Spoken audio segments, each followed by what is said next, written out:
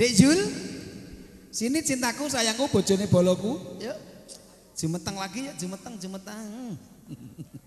Ada Julia Kenen bersama New Bita Loka.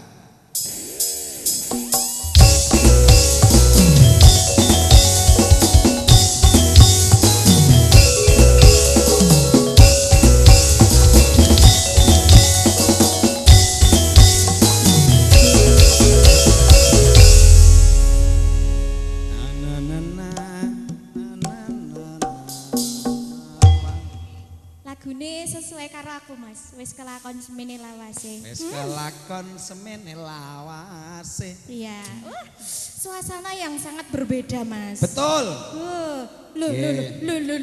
Lu lah iki wis tanda-tanda iki lanang apa wedok to iki?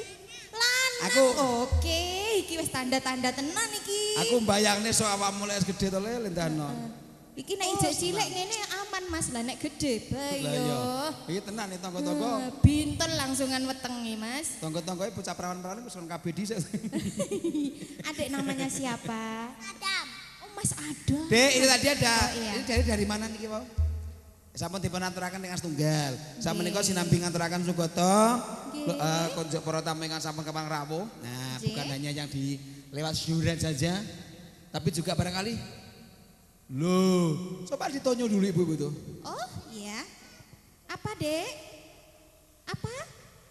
Wah nek cecak jare Mas. Lah ngerti men aku gembol cecak ki mau iki. Heeh, sakniki wis malih boyo lho, Dik.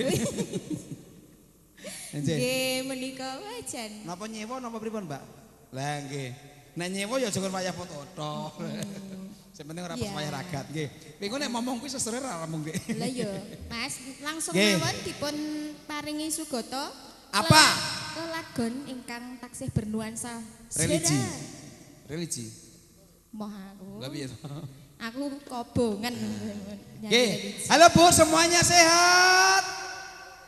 Sehat. Sing penting semuanya semangat. Sing winging tesih sadar nggih. Kok tesih sadar piye to, Ya Mas? maksudnya urung keturun. Kok kira kena bius. Nggih. Silakan monggo sambil suasana ngeten iki ditingkatkan anggenipun gibah. Dadi biasanya ini karo ruwasan rasane Dek Jul. Lah iya lho Mas. Lah iya, tapi sampun lah sebagai ibu-ibu jenengan harus tabah, harus kuat. Lah ngapa? Nek umpamane sing enek sing nyinyiri sudah. Mas. Biasanya kan padha-padha iya. Ora krasa apa-apa aku nek ngene iki. Biasanya kan padha-padha wetoke kerasani tanggane. Nek jenengan dirasani tanggane pun gampang. Sudah enggak usah diambil hati. Nanti ikut pulang aku ya. Diambil suaminya saja nanti. Enggak mau. Ya. Nggih. Mangke Ibu mau menawi wonten request? Monggo nggih.